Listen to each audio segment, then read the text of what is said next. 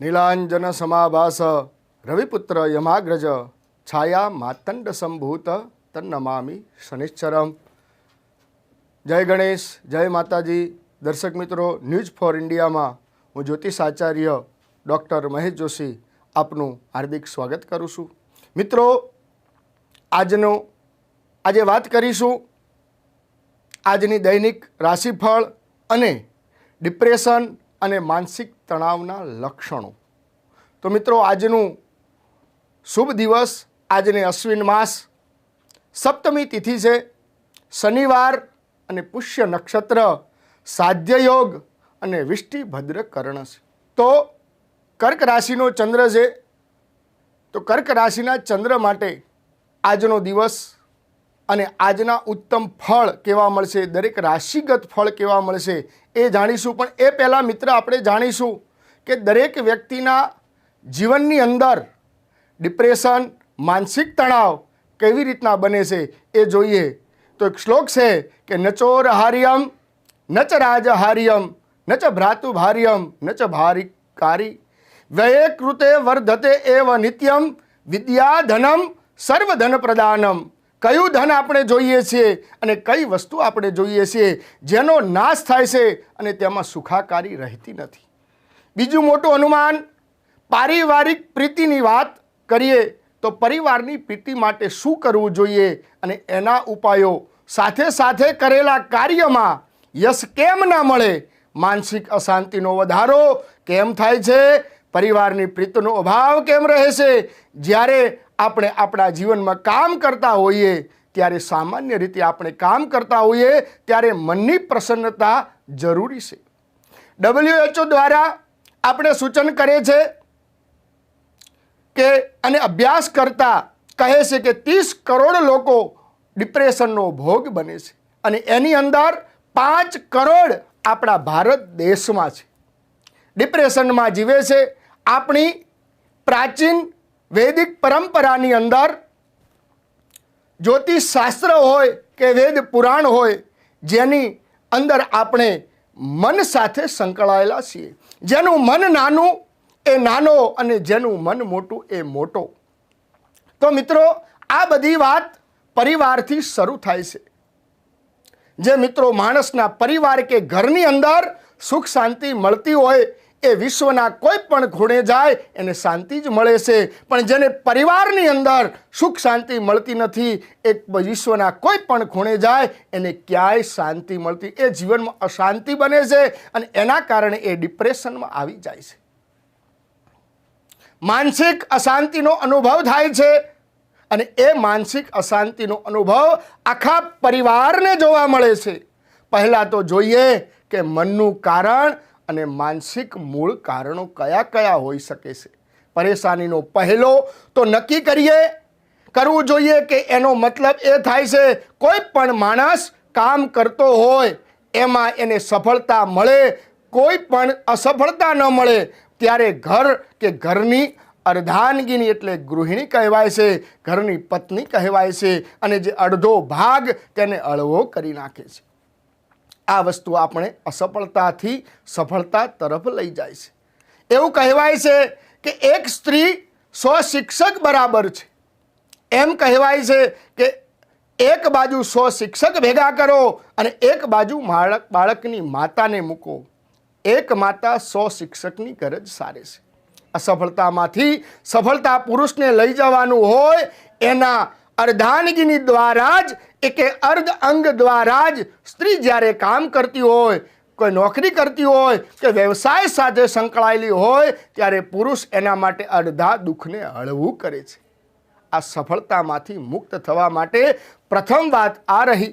બીજી વાત તમને કહું છું કે વારંવાર સંઘર્ષ આવતા હોય અને સંઘર્ષ વગર સફળતા મળતી નથી. કારણ કે એક પથ્થર ને જો મૂર્તિ બનવું હોય તો એને ટાંચણાના ઘા સહન કરવા પડે છે.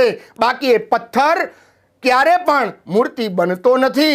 એ મંદિરના પગથિયાઓનો બને છે અને લોકો એને ઘસી નાખે છે અને ઘસીને ચાલ્યા જાય છે. જીવનમાં જો સફળતા મળતી હોય ત્યારે મેળવી લેવી જોઈએ. સફળતા માટે જે સંઘર્ષ કરવો પડે છે એને સંઘર્ષ કરવા માટે એને એક ગભો હળવો હોવો જોઈએ કે જ્યાં બેસી અને પોતાની વેદના અને પોતાની વાચા આપી શકાય, પોતાની સાચી વાત કહી શકાય. કોઈ સારો મિત્ર હોવો જોઈએ કે કોઈ સારું પાત્ર હોવું જોઈએ જે સંઘર્ષમાં ટકી રહેવા માટે સારી પ્રેરણા આપી શકે છે. તો મિત્રો, સંઘર્ષની વાત છે.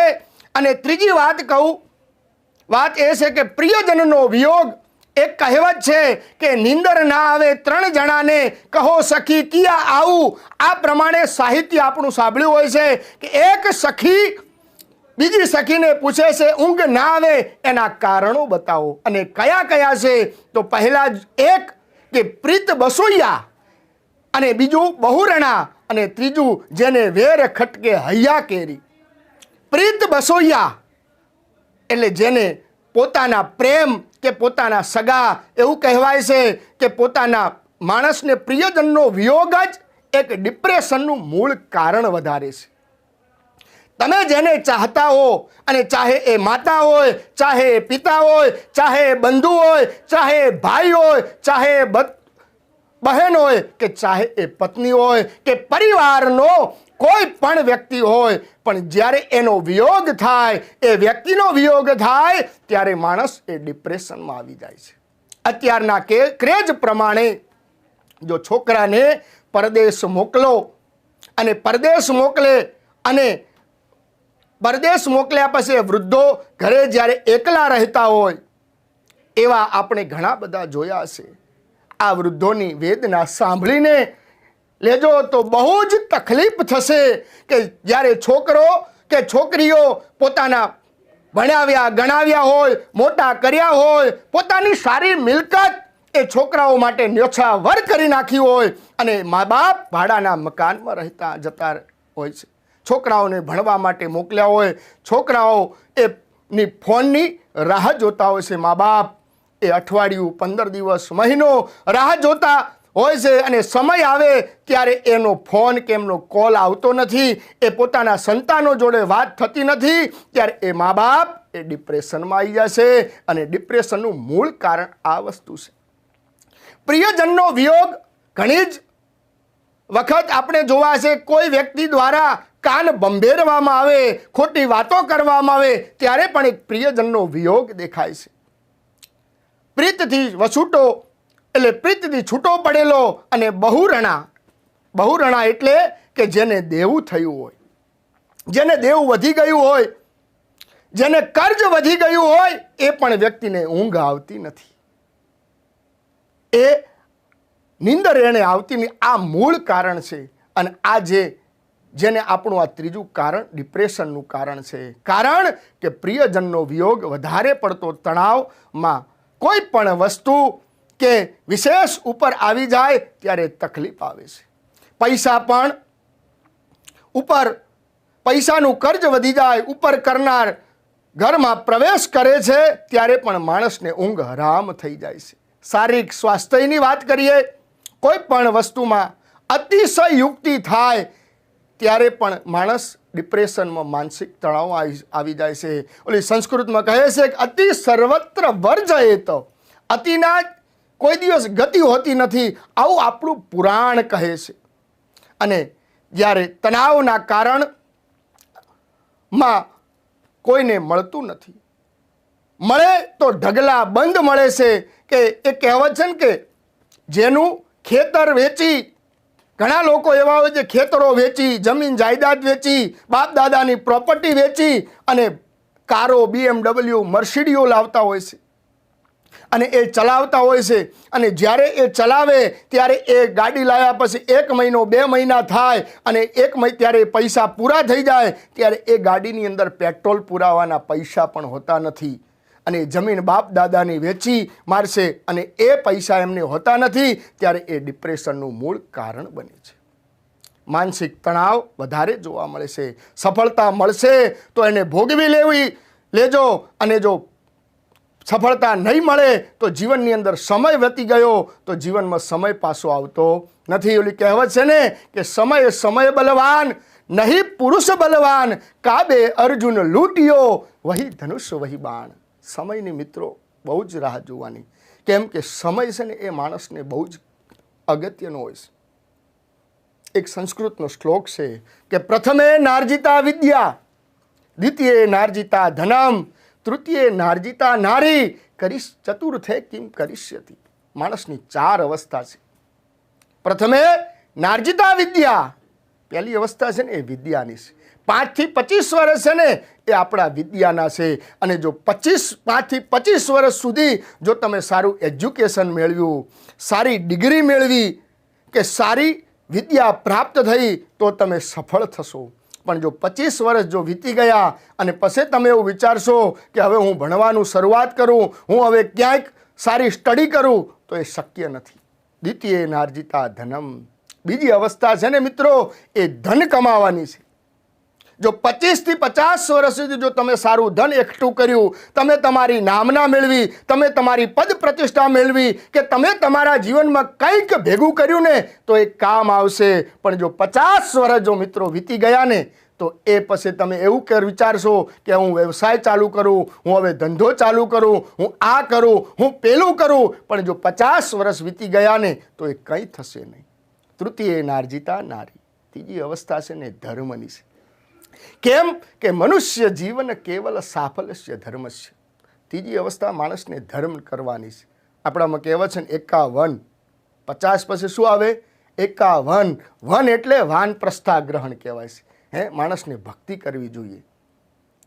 એટલે આ અવસ્થા દરમિયાન ચતુર્થે કિમ કરીષ્યતિ, ચોથી અવસ્થા તો કોઈ કામની રહેતી જ નથી ને.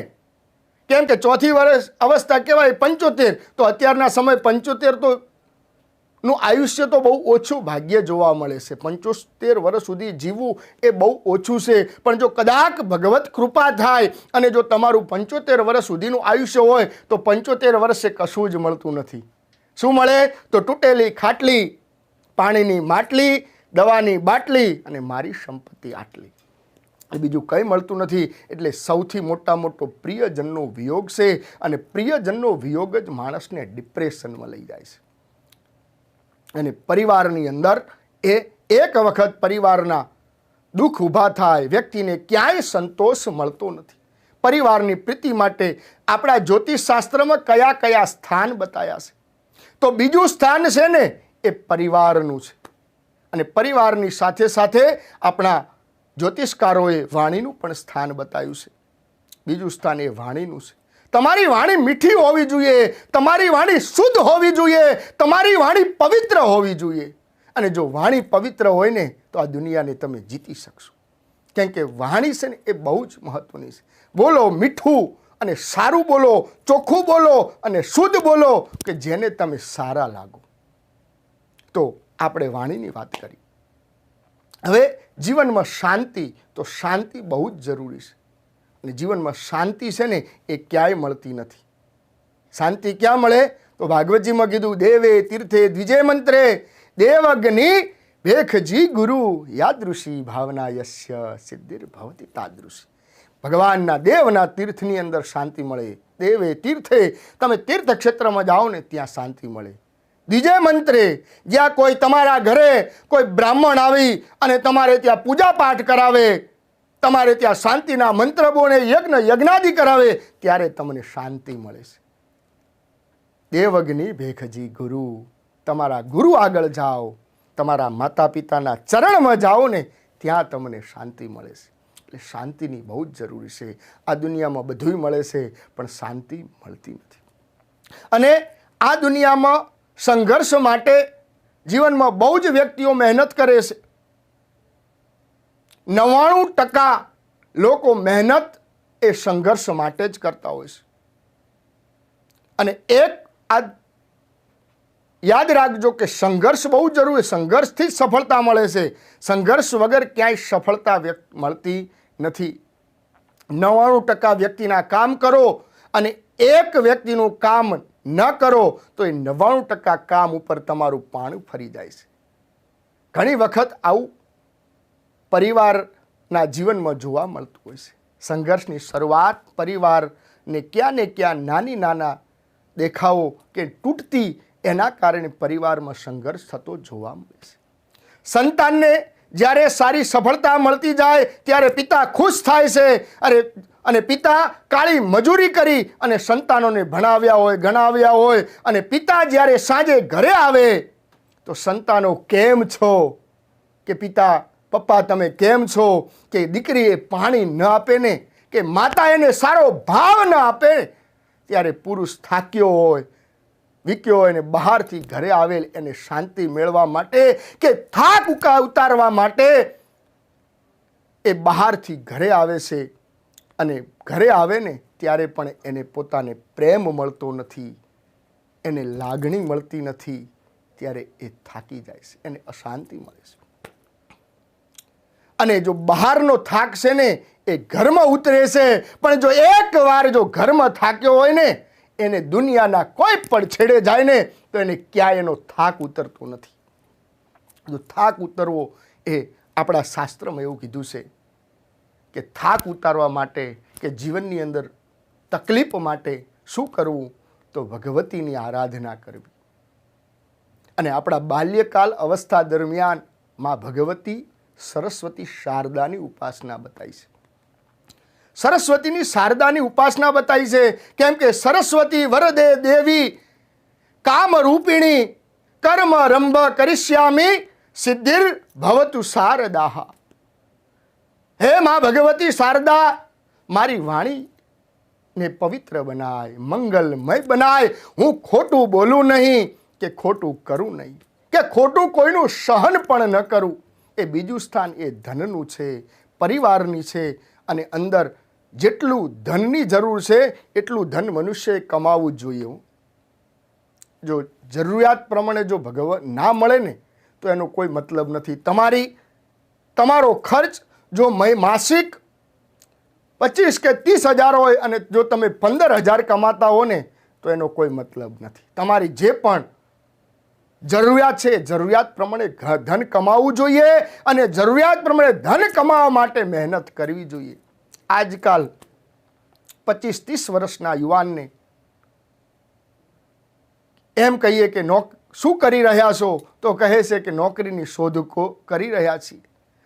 અને બીજું પૂછીએ તો બીજું શું કરો છો, તો કે પરીક્ષાની તૈયારી કરીએ છીએ. અને પરીક્ષાની તૈયારી કરી અને પોતાનું જીવન અને સમયને બરબાદ કરી રહ્યો છે. પરીક્ષાની તૈયારી કરવી જોઈએ 100%, પણ એ પરીક્ષાની તૈયારી કરતા તમારો જે અંદરનો સમય છે ને એ સમયને પણ બહુ ધ્યાન રાખજો, કે જ્યારે તમને સમય મળે ને ત્યારે એનો સદુપયોગ કરજો. જો સમય વીતી ગયો ને તો જીવનમાં પાછો આવતો નથી. તો આ પ્રમાણે માણસના જીવનની અંદર યાદ રાખવું કે ડિપ્રેશનનો ભોગ કેવી રીતે બનાય છે.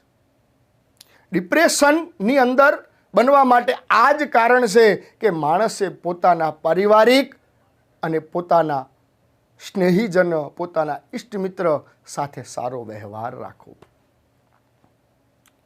અને જો ડિપ્રેશનમાં ક્યારે આવો માણસ કે પોતાના કરતા વધારે પડતી ઈચ્છાઓ રાખવી, વધારે પડતી કામનાઓ રાખવી, વધારે પડતી અપેક્ષાઓ રાખવીને એ જ માણસને ડિપ્રેશનનો ભોગ બને છે. તો જીવનમાં મિત્રો યાદ રાખજો કે બધું સબ ધન આયે મગર સંતોષ ધન ના આયે, તો સબ ધન ધૂલ સમાન. જીવનમાં સંતોષ રાખજો કે બસ ઈશ્વરે મને જે આપ્યું છે ને બસ એની અંદર હું ખુશ છું. મારે ભાગ્ય પ્રમાણે, મારા નસીબ પ્રમાણે મને જે રીતે ભગવાન રાખી રહ્યો છે એની અંદર મને સંતોષ છે. તો જીવનમાં ક્યાંય તકલીફ નહીં આવે, ક્યાંય ડિપ્રેશનનો ભોગ નહીં બનો, ક્યાંય માનસિક તણાવ નહીં આવે. અત્યારે બહુ દુઃખની વાત થાય છે કે બસ 10 વર્ષના 10મા ધોરણમાં ભણતા બાળકો, 11મા ધોરણમાં ભણતા બાળકો કે 12મા ધોરણમાં બાળકો, જ્યારે એમનું રિઝલ્ટ સારું ન આવે, કે જ્યારે એમને મા બાપ એ દીકરાને કહે છે કે તું સારી ટકાવારી લાવજે, સારું રિઝલ્ટ લાવજે, અને મા બાપ થોડું એ છોકરા ઉપર ટોર્ચર તો ન કહેવાય પણ એમની લાગણીને ઉદ્ભવે છે કે બેટા હું તારા માટે આટલી મહેનત કરું છું તો મને સારું રિઝલ્ટ આપજે, તારું સારું ટકાવારી આવે.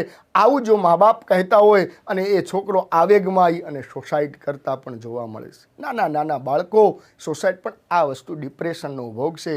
એટલે જીવનમાં યાદ રાખવું કે જે પણ ઈશ્વર આપે છે અને જેમ હશો એમાં સંતોષ રાખો. તો મિત્રો આ ડિપ્રેશનની વાત કરી આપણે અને માનસિક તણાવની વાત કરી. હવે મિત્રો વાત કરીશું આપણે આજના રાશિ ભવિષ્યનું. તો આજનું રાશિ ભવિષ્યની આપણે વાત કરીએ તો મિત્રો આજની રાશિ ભવિષ્ય, તો આજનું રાશિ છે મેષ રાશિ અને મેષ રાશિના અક્ષર છે અલય. એનો સ્વામી છે મંગળ મહારાજ. તો મેષ રાશિના જાતકો માટે આજને નોકરી સાથે સામાન્ય જવાબદારીનું પ્રમાણ વધતું જણાશે અને આર્થિક લાભની તક આપણને ઉત્તમ મળશે અને આ પ્રકારની મળશે કે દરેક જગ્યાએ તમને સફળતા મળશે. ભાઈ બહેન તરફથી આપણને સારું સુખ મળી શકે છે અને મોસાળ પક્ષ તરફથી સાચવીને વ્યવસાય કરશો તો અવશ્ય સારી સફળતા મળશે.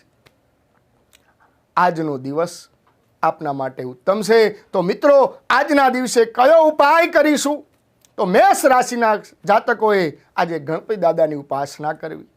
ગણપતિજીના મંદિરે જઈ અને ભગવાન ગણપતિ દાદાને મોદકનો પ્રસાદ અર્પણ કરવો અને એના કારણે આપણે સારા લાભ થઈ શકે છે. તો મિત્રો વાત કરીએ વૃષભ રાશિની. તો વૃષભ રાશિના અક્ષર છે બ વ ઉ અને એનો સ્વામી છે શુક્ર મહારાજ. તો વૃષભ રાશિના જાતકો માટે આજે ધન પ્રાપ્તિ માટે સુંદર અવસર પ્રાપ્ત થશે જણાય છે અને રોજગારીની અંદર ઉત્તમ પ્રકારની તકો મળી શકશે. ધાર્મિક કાર્યમાં તમારું મન લાગતું જણાય અને ધાર્મિક કાર્યમાં તમારું મન બહુ પરોવાતું જણાય. વસ્તુ ખરીદવા માટે કે વેચવા માટે સુંદર મજાનો લાભ મળી શકે છે. તો આજે કયો ઉપાય કરીશું વૃષભ રાશિના જાતકોએ?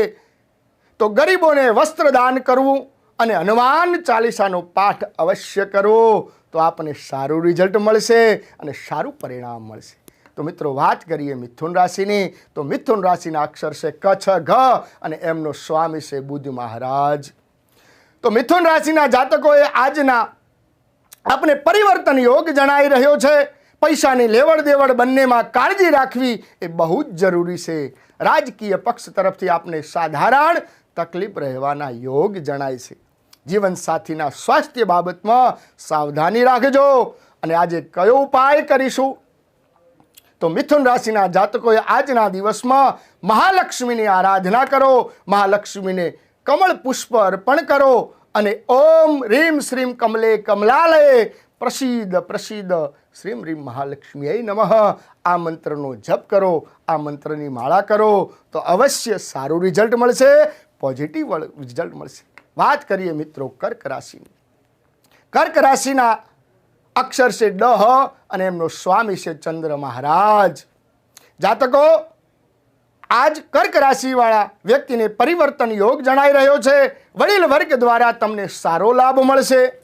શેર બજાર કે સટ્ટાકીય પ્રવૃત્તિમાં કાળજી રાખવી જરૂરી છે અને ખાનપાનમાં પણ કાળજી રાખશો તો સારો લાભ થશે. કયો ઉપાય કરીશું આજે? તો શિવજીની આરાધના કરો. દૂધમાં કાળા તલ નાખી અને શિવલિંગ ઉપર ચડાવવાથી સારો ફાયદો થશે. કર્ક રાશિના જાતકોએ ભગવાન શિવની આરાધના કરવી. તો મિત્રો હવે વાત કરીશું સિંહ રાશિની. તો સિંહ રાશિના અક્ષર છે મટ અને સ્વામી છે સૂર્ય મહારાજ. તો સિંહ રાશિના જાતકો માટે આજનો દિવસ મહત્વના નિર્ણય લેવામાં ખાસ કાળજી રાખવી જરૂરી છે. પગ અને કમરના દુખાવામાં સંભાળવું જરૂરી છે. વ્યવસાયની અંદર મંદ ગતિએ તમને સફળતા મળી શકે છે. પ્રેમ સંબંધોમાં થોડી ઘણી તકલીફ રહેતી જણાશે અને જીવનમાં મૂંઝવાશોની સારો સમય છે. તો સિંહ રાશિના જાતકોએ કયો ઉપાય કરશો? તો ગાય માતાની સેવા કરવી, ગાયોને ઘાસ ખવડાવવું અને જેના થકી આપને સારી સફળતા મળશે.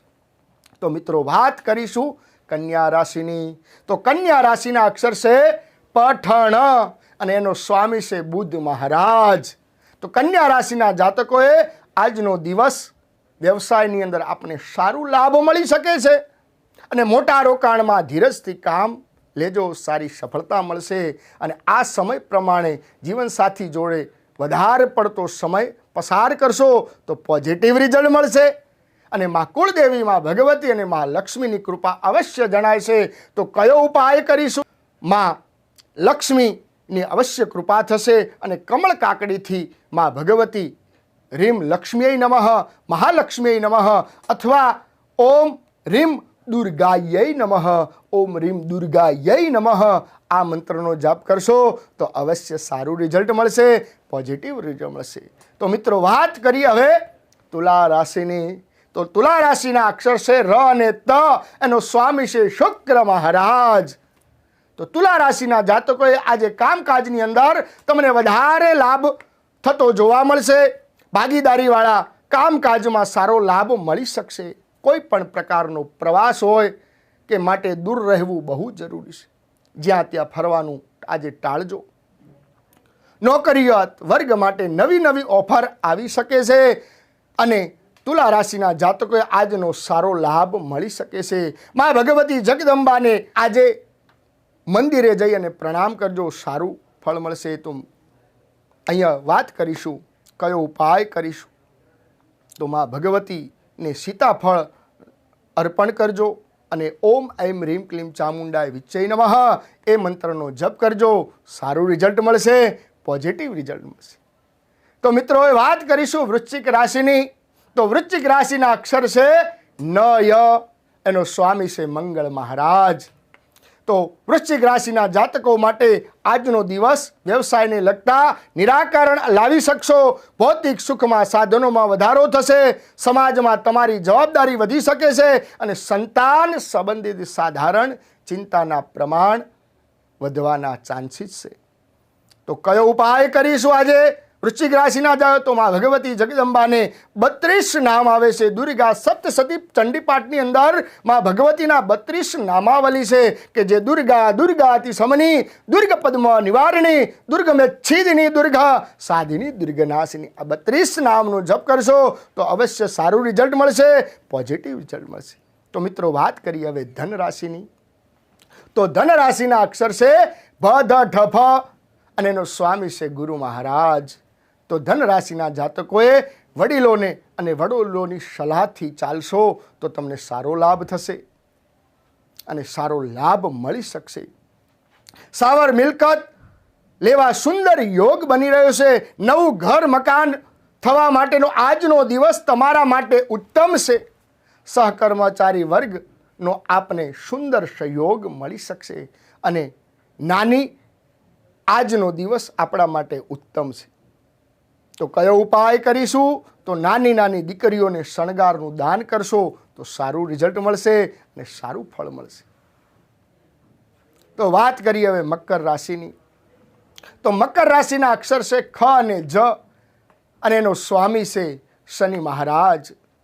તો મકર રાશિના જાતકોએ આવકના પ્રમાણમાં થોડી ઘણી જાવક થઈ શકે છે. કામકાજની અંદર તમારું મન પસંદ રહેતું જણાય છે.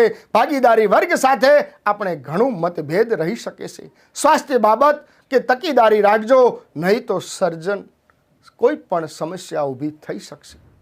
કયો ઉપાય કરીશું? તો આજે કોઈ પણ નાની દીકરીઓને મગનો શીરો ખવડાવજો, અર્પણ કરજો અને લીલા કલરની ભેટ અવશ્ય અર્પણ કરી સારું રિઝલ્ટ મળશે, પોઝિટિવ રિઝલ્ટ મળશે. તો મિત્રો, વાત કરીએ હવે કુંભ રાશિની. કુંભ રાશિના અક્ષર છે ગ સ સ. એનો સ્વામી છે શનિ મહારાજ. તો કુંભ રાશિના જાતકો આજે કામકાજની અંદર સારી આવક થવાના સંપૂર્ણ યોગ બને છે. કામકાજને આજે સાચવીને કામ કરશો તો સારું લાભ મળી શકે છે. નવા રોકાણ માટે આજનો દિવસ ઠીક નથી. બહારની ભાગીદોડીથી દૂર રહેવું બહુ જ જરૂરી છે. આજનો કયો ઉપાય કરીશું? તો કોઈ પણ શ્વાન અથવા કૂતરાઓને ભોજન કરાવશો તો આપણને સારું રિઝલ્ટ મળશે. મિત્રો, વાત કરીશું મીન રાશિની. તો મીન રાશિના અક્ષર છે દ ચ થ જ. એનો સ્વામી છે ગુરુ મહારાજ.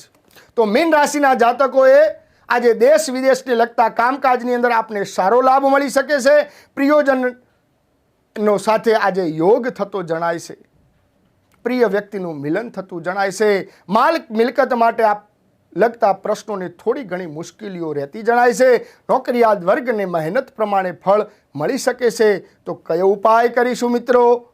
તો ભગવાન વિષ્ણુની પૂજા કરવાની. ભગવાન વિષ્ણુ નારાયણને ગંગાજળથી અભિષેક કરો અને ભગવાન નારાયણ કવચ અથવા વિષ્ણુ સહસ્ત્ર અથવા ભગવાન નારાયણના 1008નો પાઠ કરો તો અવશ્ય સારું રિઝલ્ટ મળશે.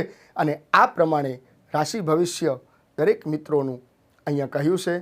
મિત્રો, તમારા જીવનની કોઈ પણ સમસ્યાનું સમાધાન માટે અવશ્ય મુલાકાત લો. જીવનમાં કોઈ પણ તકલીફ હોય, દાંપત્ય જીવનની તકલીફ હોય, લગ્નમાં વિલંબ થતો હોય અથવા તો કોઈ નોકરિયાત વર્ગને કોઈ પણ પરેશાની હોય તો દરેક પરેશાનનું સમાધાન માટે અવશ્ય મુલાકાત લો અને કોલ કરો. તમારી દરેક સમસ્યાનું સમાધાન કરવામાં આવશે. તો મિત્રો, અસ્તુ. જય શ્રી કૃષ્ણ.